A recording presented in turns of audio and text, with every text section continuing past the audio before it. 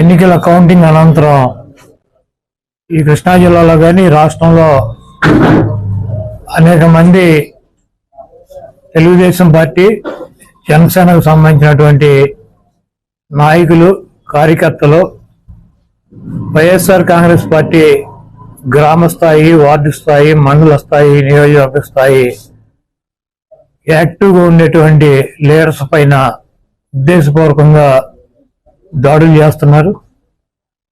అదేవిధంగా వాళ్ళ ఇళ్ళకెళ్ళి ఇళ్ళు పగలు కొడతాం, కార్లు పగలు కొడతాం, అర్ధరాత్రులు వెళ్ళి వైఎస్ఆర్ కాంగ్రెస్ పార్టీ శ్రేణుల్ని భయపెట్టాలి, ఈ వైఎస్ఆర్ కాంగ్రెస్ పార్టీని డిస్టేజింగ్ చేయాలని చెప్పి పెద్ద ఎత్తున ప్రయత్నాలు చేస్తున్నారు. వాటిల్లో కొన్ని చోట్లయితే ఫిజికల్ గా వ్యక్తుల మీద దాడులు చేయటం, కాళ్ళు కొడతాం, చేతులు కొడతాం, తల్ల బాగలు కొడతాం. అదేవిధంగా ఈ గ్రామాల్లో కానీ ఇక్కడ కానీ మీరు ఉండకూడదని చెప్పి వార్నింగ్లు ఇవ్వటం అనేక రకాలుగా చేస్తున్నారు.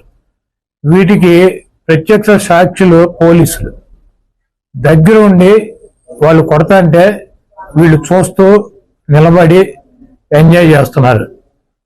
ఈరోజు మా దగ్గర పోలీసులు పాక్షిక పాత్ర వహించేటువంటి సన్నివేశాలు, తెలుగుదేశం పార్టీ అల్లరిమోకల్లో మా వాళ్ళ మీద దాడి చేస్తున్నటువంటి సన్నివేశాలు సీసీ ఫుటేజీలతో సహా, ఫోటోలతో సహా మా దగ్గర ఉన్నాయి.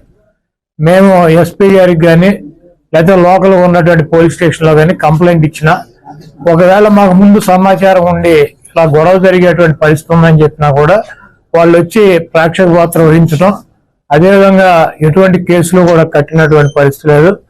కాబట్టి మేము జిల్లా పార్టీ తరఫున మా దగ్గర ఉన్నటువంటి వీడియోగ్రాఫులతో, ఫోటోగ్రాఫులతో హైకోర్టుకు వెళ్ళి ప్రైవేట్ కేసులు వేయాలని చెప్పి నిర్ణయించుకున్నాం.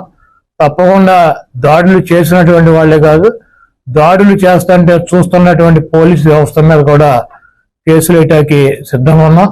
అదేవిధంగా వైఎస్ఆర్ కాంగ్రెస్ పార్టీ నాయకులకు కానీ, అదేవిధంగా కార్యకర్తలకు కానీ ఎటువంటి భయం, ఆందోళన చెందాల్సినటువంటి అవసరం లేదు. రేపు 2 రోజుల్లో జిల్లాలో ఉన్నటువంటి ముఖ్య నాయకులందరం కలిసి ప్రతి నియోజకవర్గానికి వెళ్ళి దాడులు చేసినటువంటి వాళ్ళ ఇళ్ళకెళ్ళి ధైర్యం చెప్పేటువంటి కార్యక్రమం చేస్తాం.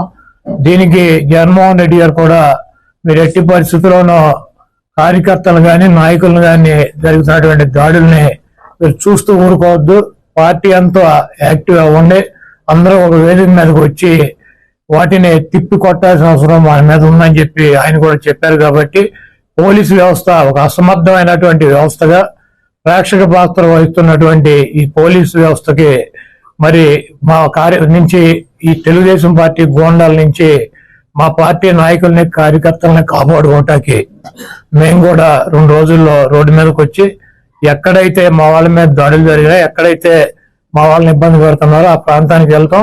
ఆ కాన్స్టిట్యున్సీకి కానీ, ఆ జిల్లాకు కానీ సంబంధించినటువంటి నాయకులందరూ కూడా పాల్గొంటారు. ఆ నియోజకవర్గంలో ఉన్నటువంటి లీడర్స్ కానీ, కార్యకర్తలు కూడా పాల్గొంటారు. తప్పకుండా లా అండ్ ఆర్డర్ ఇష్యూస్ కనుక వస్తే దానికి పోలీస్ వ్యవస్థే బాధ్యత వహించాలి.